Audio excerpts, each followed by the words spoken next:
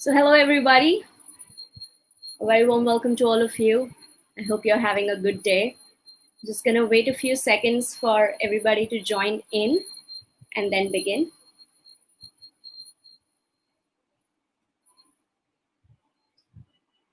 So today is a really special episode of artyKAL because with this we are just crossing continents and meeting somebody across the continent. I'll tell you more about it in just a bit, but I'd just like everybody to join us on the stream and we will begin.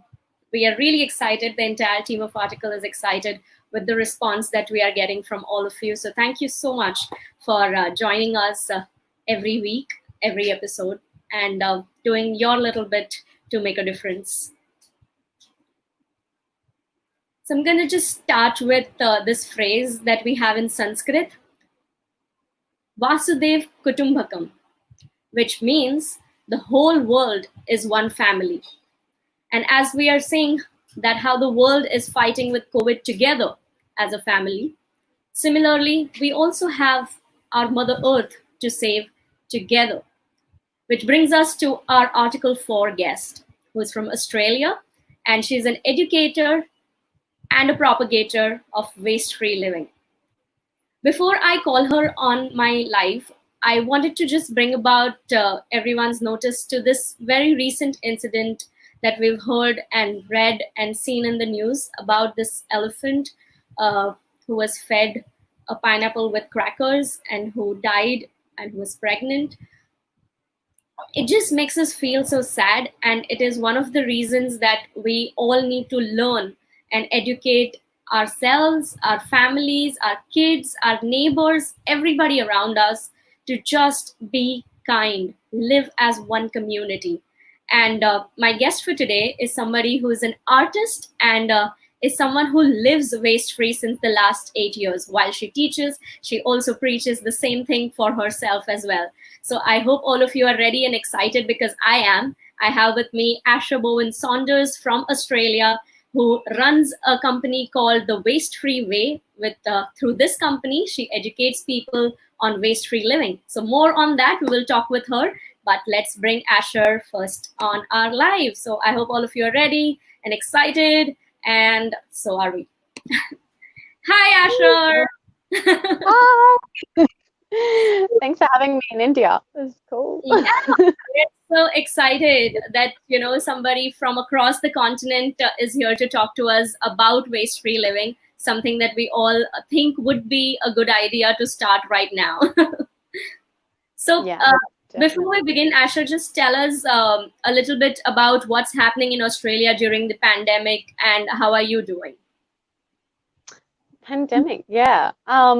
I live without a TV and I don't really check the internet very often. So the last few months for me have been with little work, but they've just been like a little playground. My partner and I have just been filling our days with all the exciting things that we love doing, as well as like looking at how we can use our voice and our platform to actually bring about new thoughts and concepts and start planting seeds with people who are now looking at their lives and looking to make a difference. But the only times I really find out about COVID related stuff is when my parents call me and tell me where I'm allowed to go or what I'm allowed to do. In Australia on a whole, we're quite relaxed. We've had some kind of intensive periods of lockdown and stuff, but by the sounds of it, it hasn't been as intense as many other countries, and we really have a few cases compared to other places. So I think everyone's taking extra precautions, but we're also pretty relaxed and very lucky, very safe. That's really good to hear. We've been having a little trouble containing the pandemic, but we're very hopeful that we will get out of this really soon. So Asher, why waste-free way? Like, when did you think of this? When did you get into this idea that I wanted to live waste-free? Like, how did that happen to you? I remember this specific moment when I was in university. So it was about 8 years ago. Yeah, Before this, I'd always lived as an environmentalist or thinking that I was living environmentally. And that yeah, was thanks to the value system that my parents had raised me with. yeah, It, the actions that we were doing that were environmental were definitely not in a category that I would even call environmental now, but just the concept of acting and choosing, making better choices as consumers and choosing things for reasons beyond my own personal yeah, wants and needs. Yeah, kind of started as a child. And I don't think it was until I was in university that I started to realize that I could actually be doing more and I could choose how I wanted to live and not just continue living the way that I had seen my parents do and how I've seen, all my friends. hmm, So I remember eating this, I think it was a muesli bar or a protein bar or something, from a yeah, mainstream supermarket. And I looked at the wrapper and it just all like kind of landed at once as like, this is probably gonna hang around for a little while. And then when I looked into it, it was something like, 400 years for yeah, a bar that takes 20 seconds, 25 seconds to eat, and it might fill you up for an hour, and then you're going to need something else, yeah, and it just kind of all like my little human existence kind of landed in the scale of everything that I will be doing in this tiny little life, um, and the impact that I'll be leaving, whether positive or negative.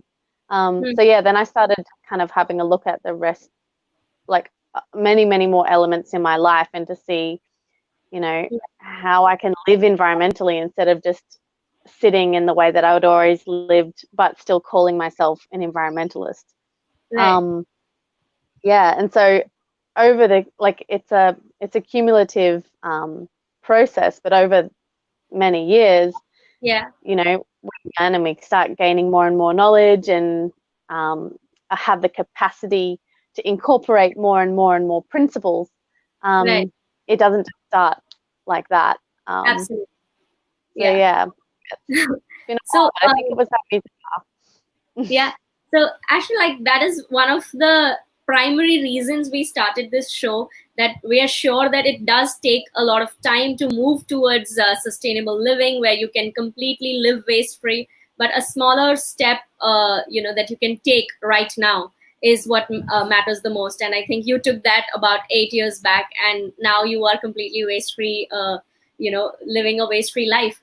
But going back to, so I'm just going to translate a few things that you say in Hindi for our Indian audience as well. So just in between somewhere I'll be doing that, just letting you know.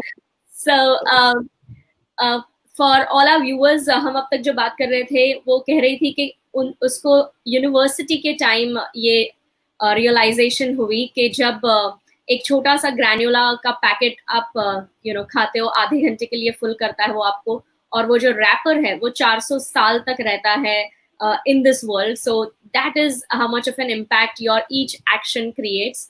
और इस चीज के लिए हमें छोटी छोटी चीजों का ध्यान रखना पड़ेगा. और आगे इस शो में हम बताएंगे कि क्या क्या ऐसी छोटी चीजें हैं, small steps that you can take to make a difference. So starting, let's go on with community living. This was a really big part of Indian living or Indian lifestyle. It was community living, but as and when we've advanced, the community living has reduced quite a bit, especially in the urban cities. Can you tell us more on what impact does community living have, in the lifestyle that you lead? Community is huge in the positive impact that anyone can have, and I definitely see community as being the absolute key component to whether waste-free living is going to take on and spread Yeah. and create this positive change that we're hoping for or not.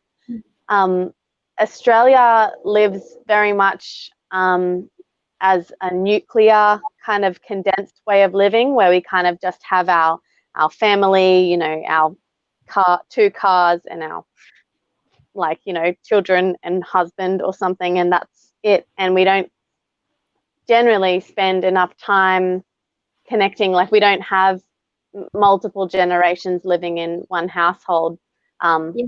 in general. Yeah. And yeah, I think that has created this displacement, in across um, different places in our lives, and that has led to us just buying and consuming and not really thinking or knowing where anything comes from. Yeah. Um, yeah, just that disjointed way of seeing the rest of our lives. So having an appreciation and a connection to community allows us to really be present in our lives. Mm. Um, and this is starting to happen more and more now, with people, you know, more and more people going to markets and Yeah. being connected to the communities of the people and the farmers and the growers and the creators of food that are around our local area. Yeah. Bonus, a lot of that comes waste free, and we're not supporting big pharma, we're not supporting the globalized Yeah. separation of our community, that a capitalist structure Yeah. brings up. So yeah, community living, I mean, it doesn't mean we all are living in a village all together and, you know, Yeah. washing in one big wash basin. It can be anything. It can be a set of apartments where one unit has a compost bin, and they bring about an understanding within the whole apartment system that, um, you know, the benefits of composting. Or it Yeah. could be a cooperative who get a bunch of bulk grains and seeds and nuts, and distribute a bunch throughout a bunch of families to make it cheaper. But yeah, all of those little ways of sharing knowledge and sharing the incentive and the motivation to live more connected and more environmentally is really the key player in whether, whether we can bring community back. Wow, Yeah. that's a very interesting thought, Asher. I would like to bring in just a little Indian perspective to this for you as well. I know we've spoken a lot about it, but like you said, families, generational families living together has been a Mm, norm in India since really mm, ancient times. Although with yeah. modern times now, that has changed a little bit. But even now, when it comes to gathering food grains or bringing in, like, bulk buying, that happens in families. Like, you would Mm, bring in at least a 10 kg of rice and then distribute 2 kgs to each family, doing that kind of assortment. But I think that's mm, a great idea if we could do as a community for our buildings as well. So agar mm, building secretary, I'm just letting them know that building secretariat can also take this charge and make it happen for for their community. So all those जो हमारे building में administrating में या secretary है building में, आप भी ये एक छोटा सा टिप ले सकते हैं एशर से, कि जहां हम बल्क बाइंग करते हैं for the entire community, making it reasonable हमारे सब अपार्टमेंट्स के लिए, सारी फैमिलीज के लिए, bringing them closer as well. और कंपोस्टिंग की भी बात कर रहे हैं हम, कि अगर हम एक अपने ही गार्डन में, अपने ही सोसाइटी गार्डन में एक कंपोस्टिंग कर सके और उसकी नॉलेज सारे फैमिलीज को दे सके, that will also help in bringing the community together. So that's a lot, mm. Asher. But tell us more, like what entails in the waste-free living. What all aspects do you look at? It's definitely like living waste free is a mindset of simplicity and living in a way that you don't want a negative impact left behind by your existence. Yeah. So just by that thought, each person, lives this differently, because we each have a unique lifestyle, and we each incorporate different, things, tangible things, and different processes and practices in our own lives. But Yeah. on a whole, it's about living, within a modern culture, but in a really simplistic and really natural way.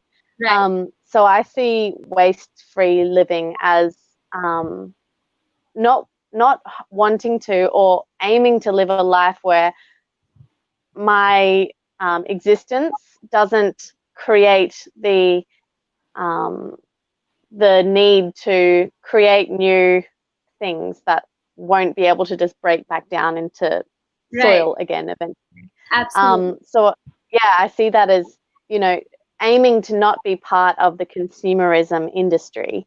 Right. So I don't buy anything new that isn't something that is going to be able to be composted, for example. So that means, you know, all of my electronics, appliances, clothes, shoes, yeah, basically just anything I might need or want. I look secondhand always, or I look at whether I can borrow it or trade it up through a friend, or I Yeah. can make it myself, or I can, you know, fix something of someone else's that's broken and use that. Yeah. Obviously, all of the things that I use for my skin and for cleaning are environmentally friendly, completely natural products that don't come in packaging, um, unless it's brown paper. Yeah, and the same for all my food as well. I look, or I'm now learning more and more to look beyond that too. So not just buying in bulk, but understanding where I'm buying from and looking at localization as a solution to a lot of the world's environmental issues. Right. So it's not just the waste that I create by, you know, buying a packet of rice, a small plastic packet of rice. It's, you know, if that small plastic packet of rice was imported from another country, it's the waste from that journey where my country grows rice and I could buy Australian rice. Yeah. And so things like that as well. Also looking at other aspects of the diet of what's a really wasteful product. I don't like to refer to um, animals as products, and that's why I live a vegan lifestyle, because I Yeah. see besides the environmental and you know, animal rights issues, there's also massive waste in that, you know, growing huge crops to feed animals to then, you know, use what the animals give as food instead of going Right. directly to the highly Yeah. nutritious source of plants. So yeah, there's kind of a lot of different aspects that we can look at, and we can Yeah. you can just kind of go deeper and deeper and deeper down into the rabbit hole, Yeah. which is kind of what I've been doing for 8 years. But it's definitely the first thing to do is to kind of not look at all of that first, and just to see the first few things that you really want to integrate and like have Yeah. incorporated into your everyday lifestyle, so it's not a challenge Absolutely. and it doesn't look like a huge big you know, task or a chore, because we want to develop a really positive relationship with this way of Absolutely. living. Shouldn't get um, overwhelmed by seeing that so many changes you need to make, but just start with like one small change, right? I think otherwise yeah, you tend to get a little scared as well, that am I going to be able to do everything all at once? So yeah, I'm going to highlight few comments, Ashley, that we've received. We're saying that hello, really looking forward to this. Some people are saying wow, and somebody said interesting thoughts. So a lot of people are enjoying this conversation. That's great to see. So Asha, tell us, what are the simple first few steps that you can take to change your lifestyle, or rather move towards a more sustainable lifestyle? What are the first few, maybe 3 to 5 steps that you can just give us to start off with? cool. Yeah. I definitely first sit and understand your reason why. You know, why are you watching this video right now? Like, Yeah. do you care about your personal health? Do you care about the influence you're having on a younger generation? Do you care about plastics in the oceans? Do you care about deforestation? Do you Yeah. care about, you know, fossil fuels being removed from the planet? Is it humanitarian? It could be everything, or Yeah. it could just be one main thing that's really hooked you in and Yeah.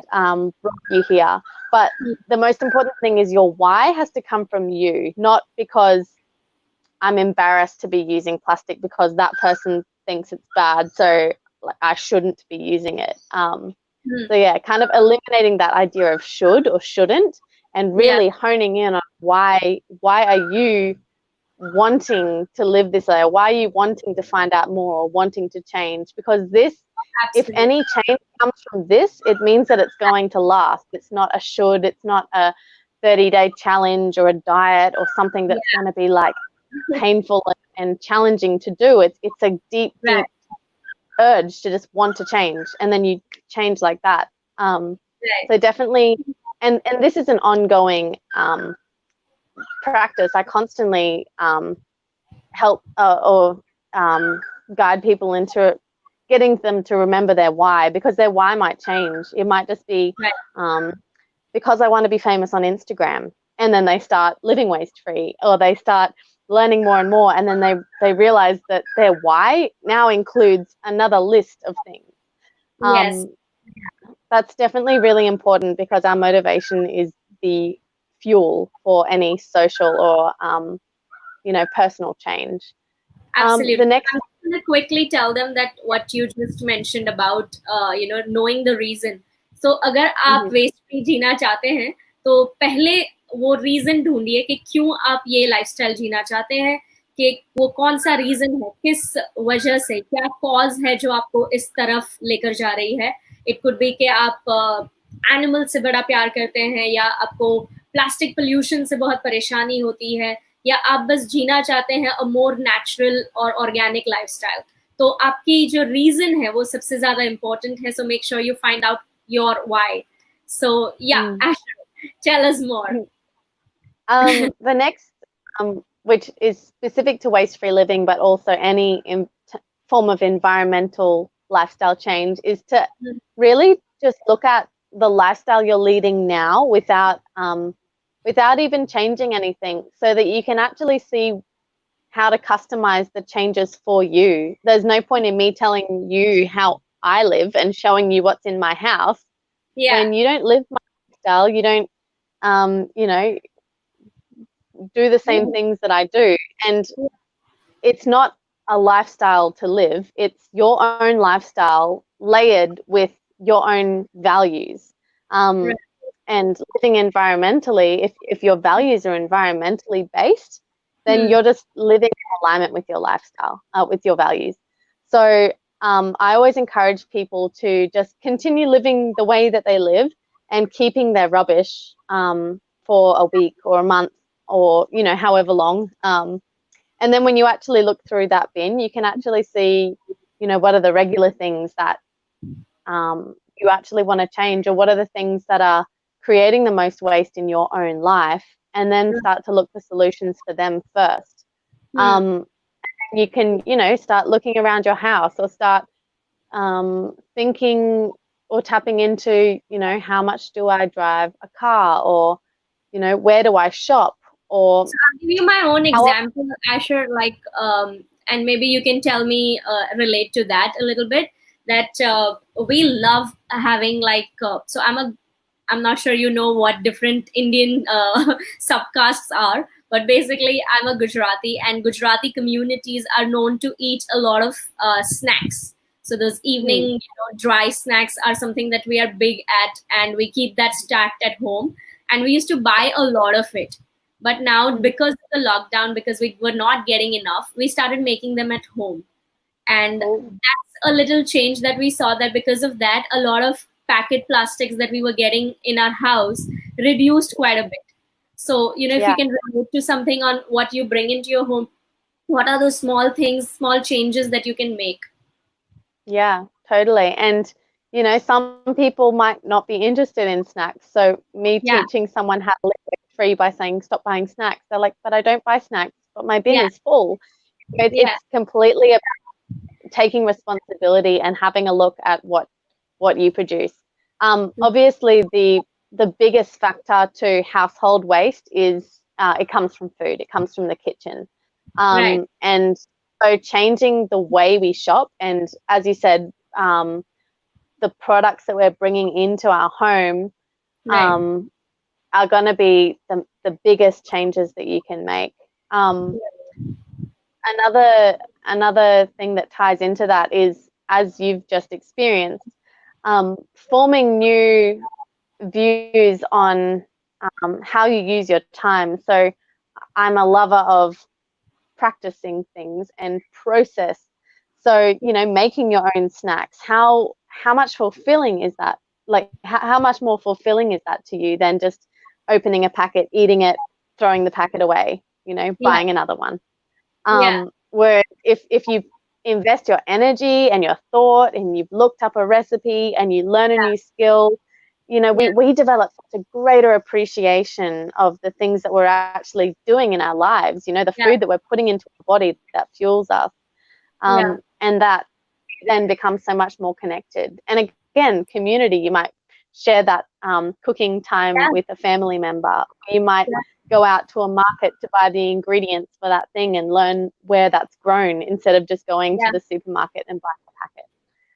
Yeah. So yeah, falling in love with process is a big part of living environmentally, for sure. Right.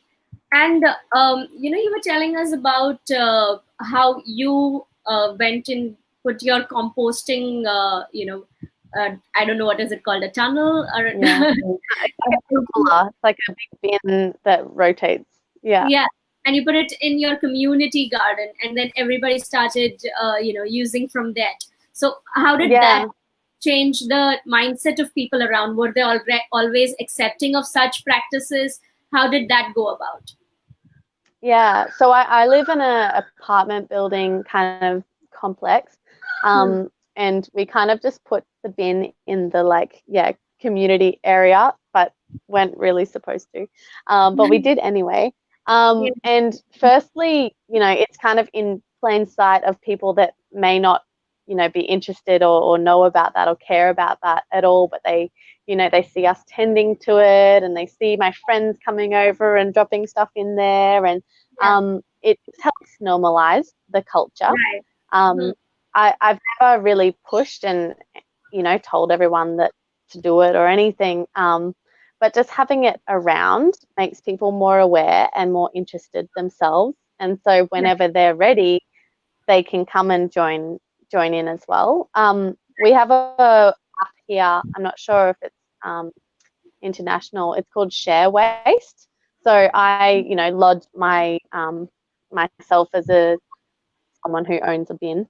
And then people contact me, like people that live in small spaces and that Okay. can't have a bin, and they bring their waste over. So I always kind of interview them and ask them, what's their life like. And especially through this lockdown time, I've had a lot of people that have literally just stepped into environmental living. And one of the Right. first things is realizing, oh my gosh, I'm throwing my organic matter into plastic, which is going into landfill.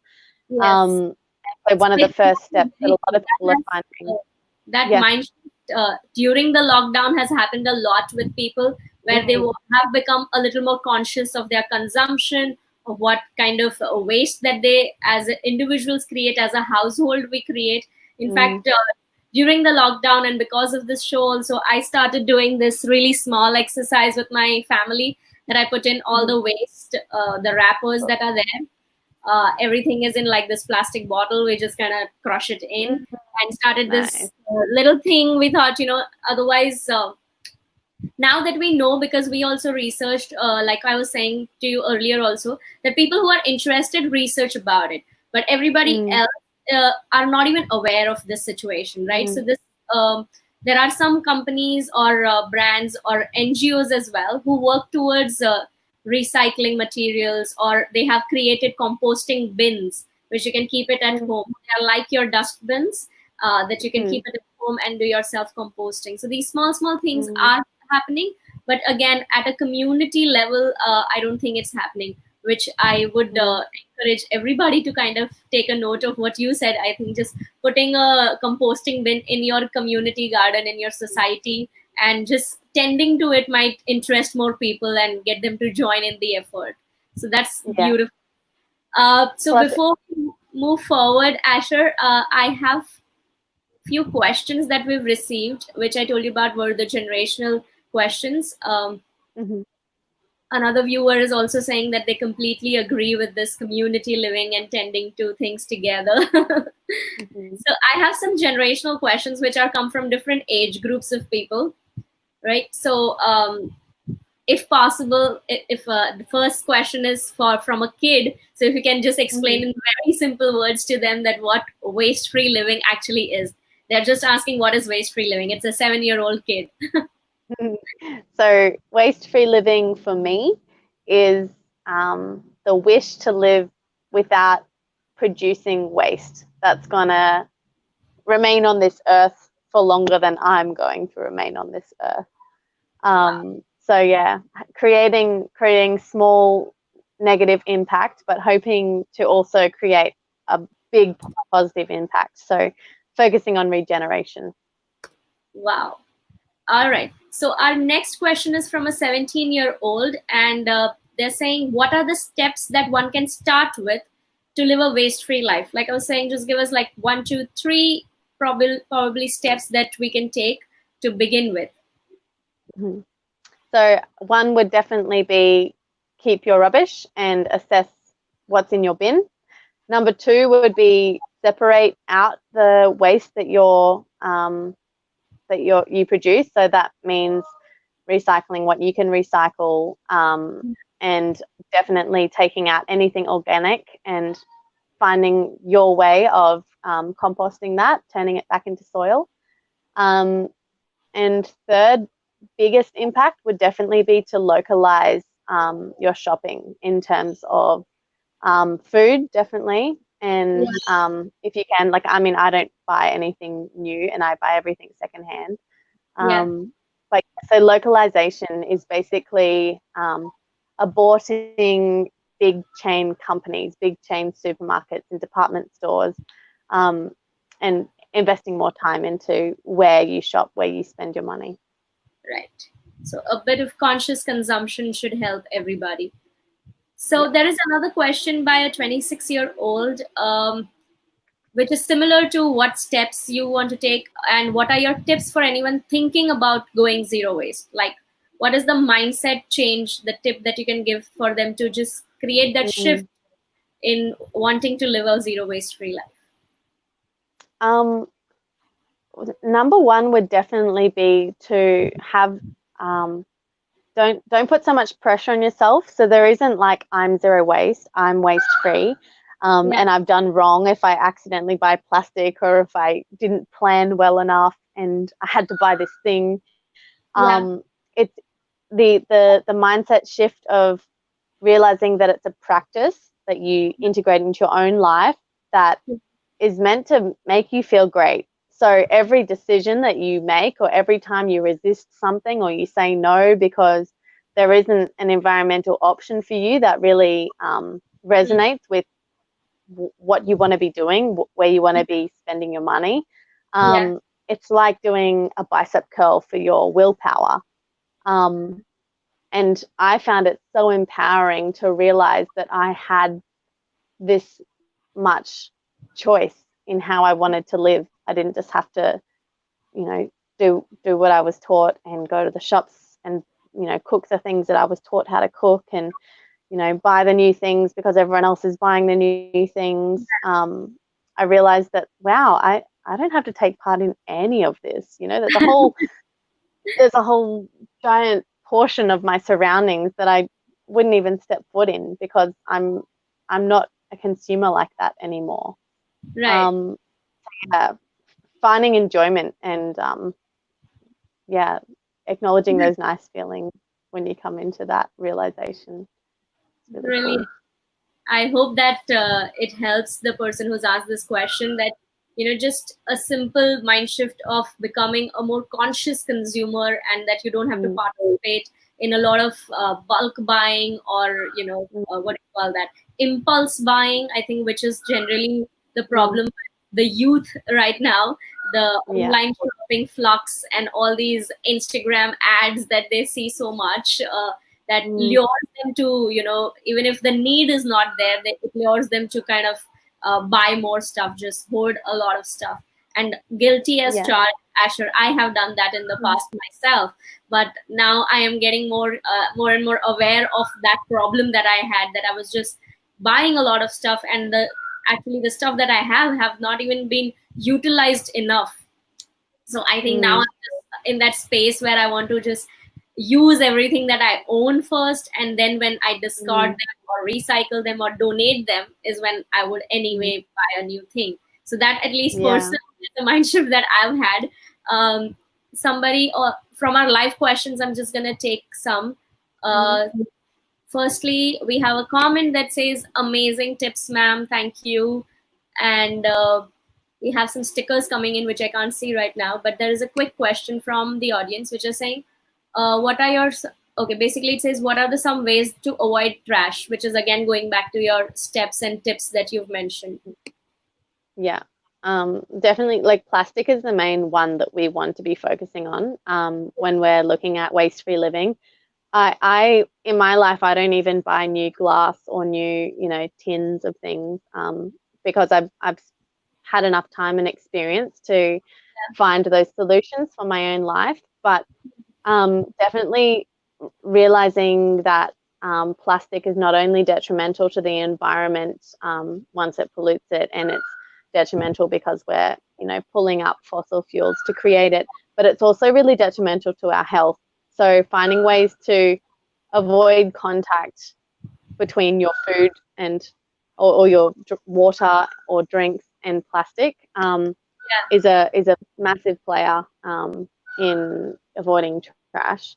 Yeah, So yeah, things like having your bag that you bring every day, just with a drink bottle in it, a spoon and a fork and a little container, maybe a coffee cup if you want, but like, leaving the house in the morning with 10 seconds of thought being like, where am I going to eat lunch today?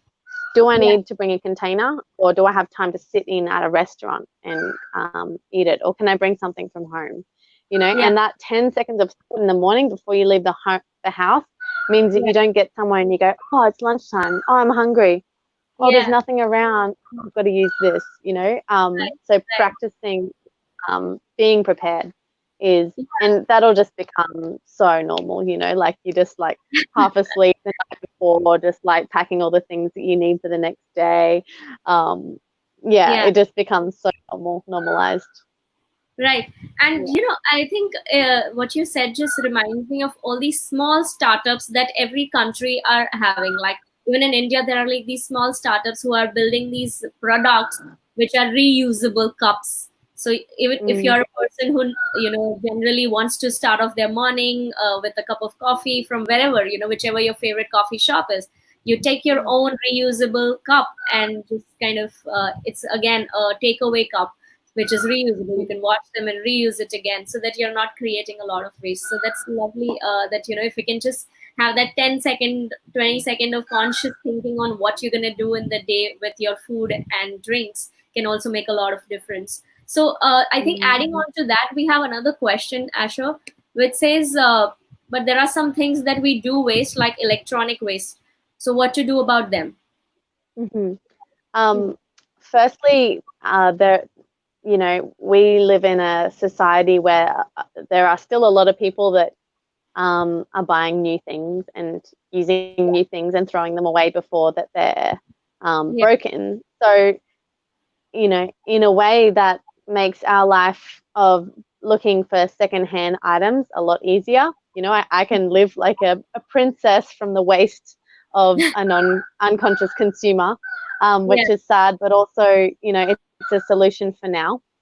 yeah, So when you're looking to buy new electronic based things, whether it's a phone, a laptop, even appliances like a blender or yeah, a microwave or whatever, there's always a way that you can find something online secondhand, or you can look for like a family member who has two phones because their work gave them a new phone.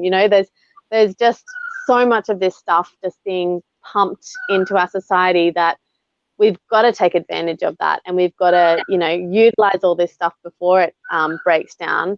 When you do have stuff that's broken, you know it is sometimes more expensive to repair it than to buy a new one. But Yes. I always look back into like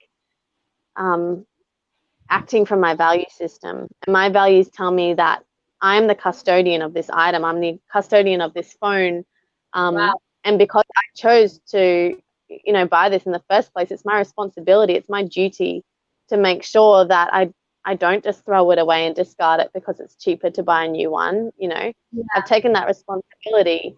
But yeah, I think Asher, what you just mentioned about, because it's cheaper to buy a new one, people Mm, end up doing that. And do you think that it's also, somewhere the problem of the government or of the industries that are booming and creating these items which are, cheaper but also not sustainable? They don't last for too long. These appliances that you yeah, buy at cheap rates, right?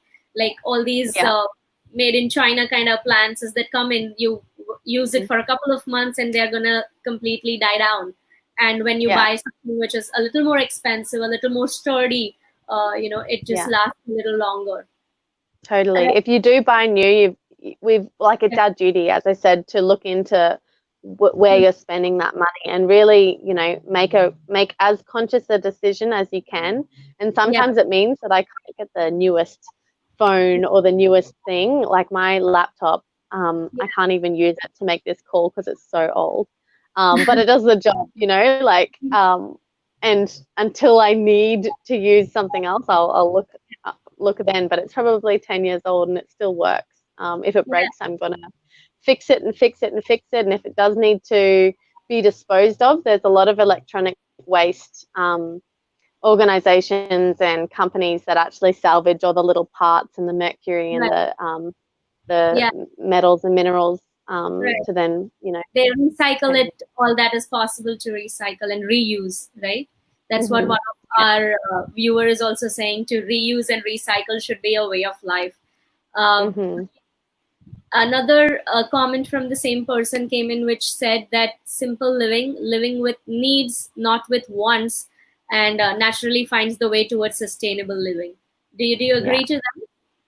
Totally. It's about stripping back and you know, finding finding the things that you want to be doing and the things that you want to be introducing into your life. And the more you just sit and realize what your values actually are, when you turn the TV off that has all the advertisements telling you to buy these things, or the Instagram ads of the new clothes that it thinks you want, when you shut that out, you realize that you're like we're all good people. We don't want to run out and like put straws in turtles' noses and stuff. Like we just want to live a lovely life. We want to go out with Yeah, our friends and you know um, yeah, enjoy food together and wear nice cozy things and yeah, the more we realize what we actually like to do, why I wanted to buy that new thing was because I actually really like bright colors and I wanted to wear bright colors. So, you know, that's getting so off topic. But yeah, we've no, got but to it's start something listening to that ourselves. just thinking about that, we are, at the core of our species, we are supposed to be more kind and generous and more Mhm, smarter species to create mhm. such a beautiful life for ourselves. We just keep forgetting that and become Yeah. unkind to, all the other species and the environment in general, because Mm, we tend to forget that what our core beliefs are. We are supposed to be kind. We are meant to be kind to each other and the world. and Which but we've been very cleverly cloaked by industries, by the capitalism mentality of trying to extract money out of us, trying to convince us that we are consumers and that we want these things and that we're not going to be good enough until we spend our money on them, until we buy yeah, them. yeah, So eliminating guilt is a huge thing for us as a species and us as a society and yeah, within our communities. I spent so much time and energy wasted on feeling terrible about how I had lived before I became waste free. Same when I became vegan, I beat myself up being like, why did I do this at, 19 or whatever? I spent 19 years living, doing all these horrible things. I was still a good person. I still rescued wildlife. I still, my values were there. I just didn't realize that I could express them purely by choosing how I wanted to be a consumer. And so again, like eliminating guilt and pulling ourselves back into our power as conscious consumers is the essence of all of this. Wow. So well put across, Asher. I can't agree more with what you just said. There is another comment which is a huge one. I'm gonna try and highlight it, or I might just read it to you. Okay, that's a huge one. We can't see you then, so I'm gonna read it for you. So it says, "Hi Asher, you are really doing a good job towards the environment. Nature Mother will be blessed with such efforts, and hope in India we practice the same things. Please always keep guiding us on the same. Always a small effort from each individual makes a big hit in life. And thank you so much." That's Vaishali Murzaria just saying that. That's Thank lovely. you. So I have everyone that's reading is. Yeah, sorry, you go. I'm glad people are enjoying this conversation, and there is interaction from here. There is another question, Asher, which was also part of my generational question, which was by a 48-year-old, which is also mentioned right now by my team, which says how difficult it was when you started the waste-free living. That shift, what was your biggest challenge as an individual? Did you have any struggle? What was that one big struggle that you went through when you were just moving towards this lifestyle? I think my biggest struggle was actually wasting my energy and wasting my passion. So I spent a long time, as I said, being frustrated at myself, also being frustrated at the people around me, that they didn't understand what I was understanding. They didn't see what I was seeing. And it was just like a leak of my chi, living at home with my family and every day saying the same things, trying to make them do what I was doing, because I had this huge realization, and I had completely embodied in that moment what I saw to be right and what I saw to be wrong. And I was, going so hard, and gosh, it's so depleting to see your family members not caring, and you're telling them the same thing every day. And then I realized, after many years, and because when I started making big efforts, it wasn't popular. There was no hashtag zero waste. There was no real zero waste stores where you can buy bamboo toothbrushes and everything all in one shop. It wasn't all over the internet, and there were very few conversations around it in general. So I felt like quite a loner. It was very embarrassing to go to the restaurant and ask the questions quietly without my friends knowing, because I didn't want to look like I was causing a big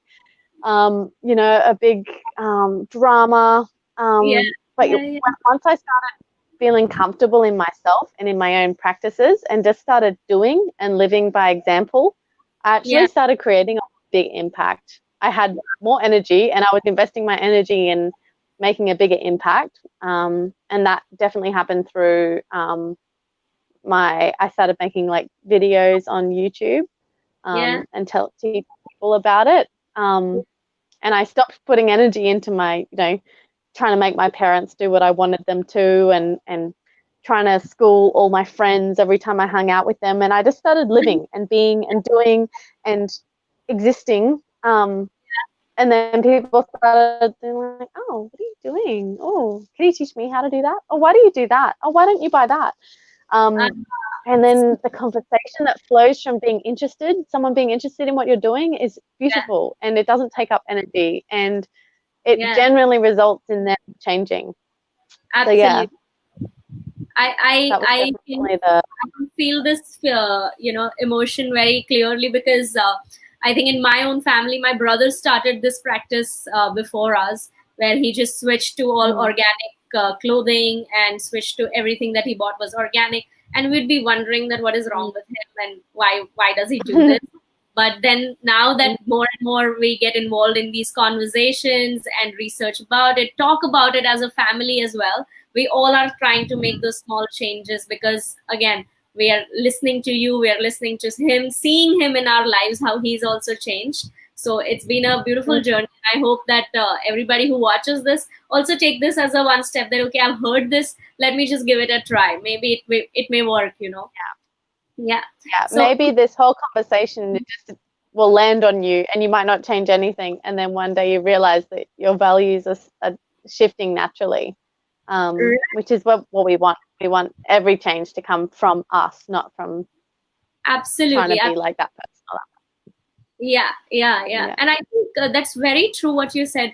I think until a person doesn't want to change for himself, like for what he believes in, that change will not be permanent. You may just, it'll become a fad, you like, just because I saw it, it's a trend now, I'm just gonna like do it, but it may not last. So here's my last question for you, Asher, which is from the generational questions.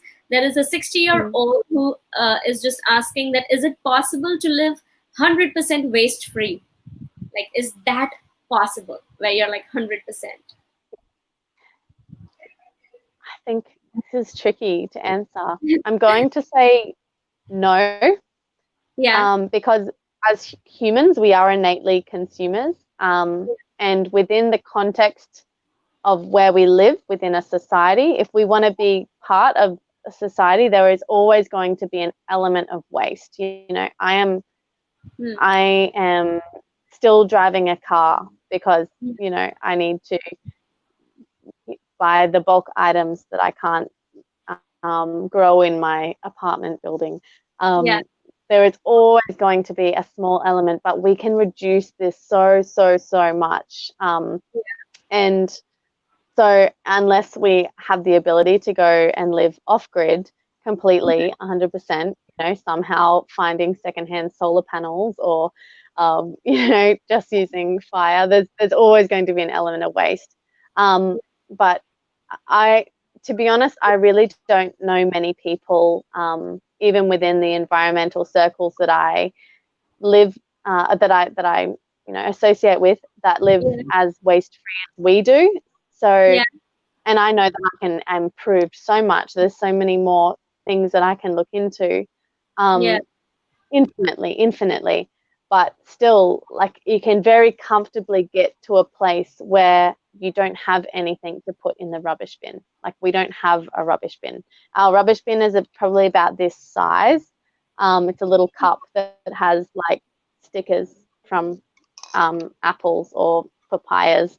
And even then, we just today found a farm that was closer to us that sold papayas. And now we're going to start going to them, so we can always scale down.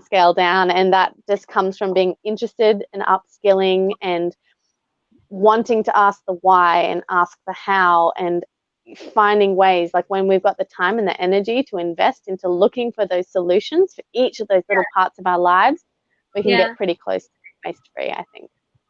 That's brilliant. And I just want to tell everybody who's watching us that on her YouTube channel and Instagram, she also teaches how to make waste-free recipes, which I came across.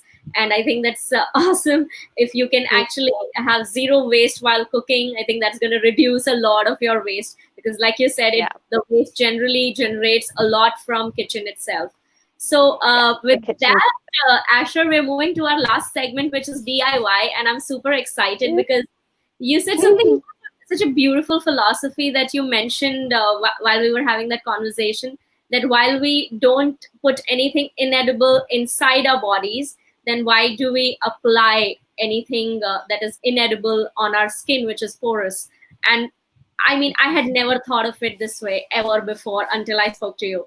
So I'm really excited for the DIY that you are going to show us now. I'm just going to highlight one last comment before we go into that, which says this pandemic has taught us a lot, like consciously buying only what we need and waste less. Hope we all continue this. So yeah, that's generally our hope right now. Okay, so I'm actually hoping for that.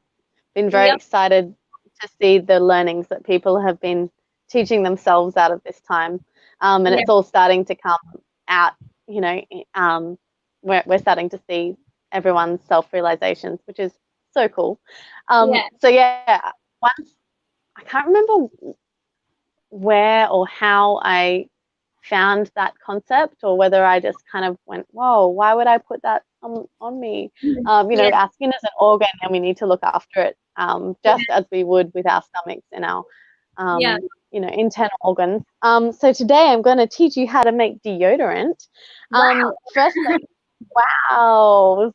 This is Yeah, I actually exciting. very rarely use deodorant. Like, this is kind of like this special random thing that just sits in my bathroom, and I hardly ever remember about it because, like, I eat my deodorant. I eat a clean diet, and I don't have any preservatives or animal based products or you know fake food in my life. And I exercise a lot.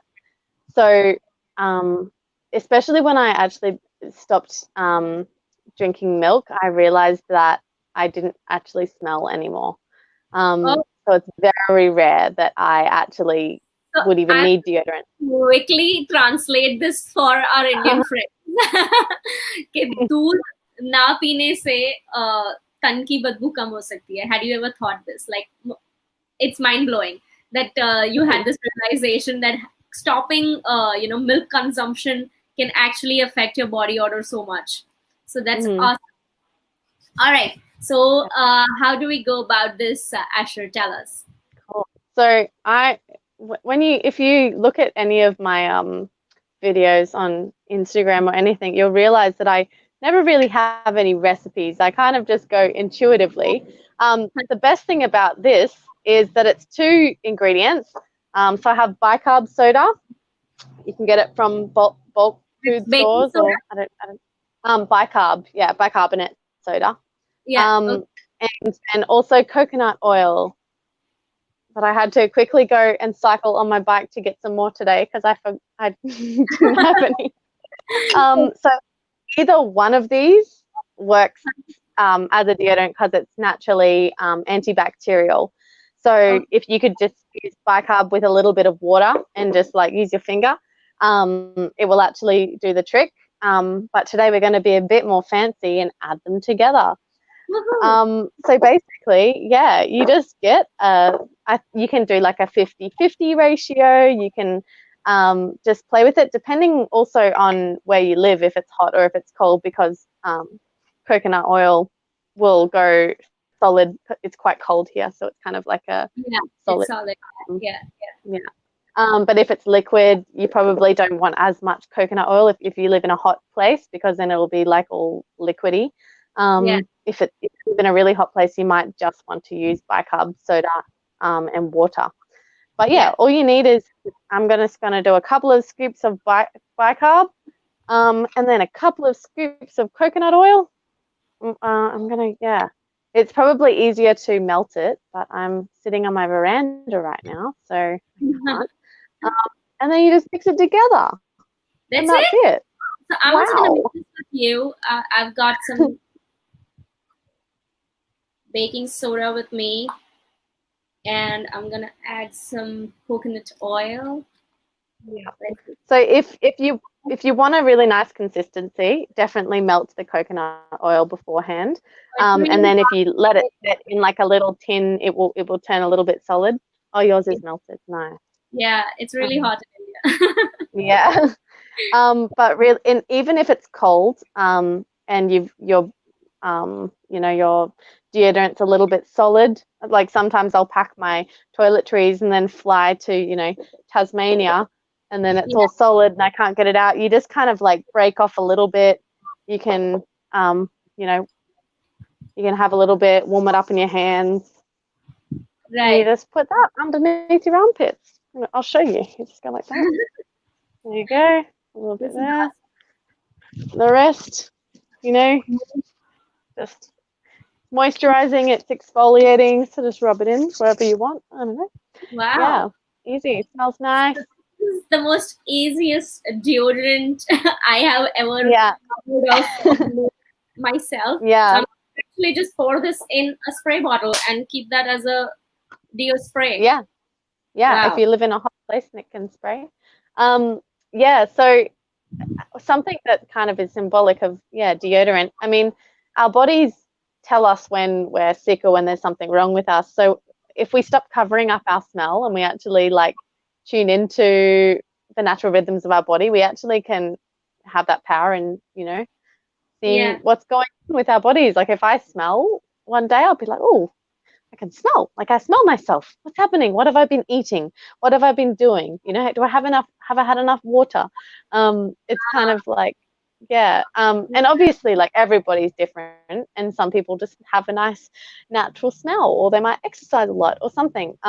But yeah, allowing our bodies to sweat because our sweat glands are in our armpits, and the Yes. idea of antiperspirant that like clogs up our pores and keeps all of the toxins that we're supposed to be releasing inside our body is Hmm. just like, oh, it's such a horrible idea.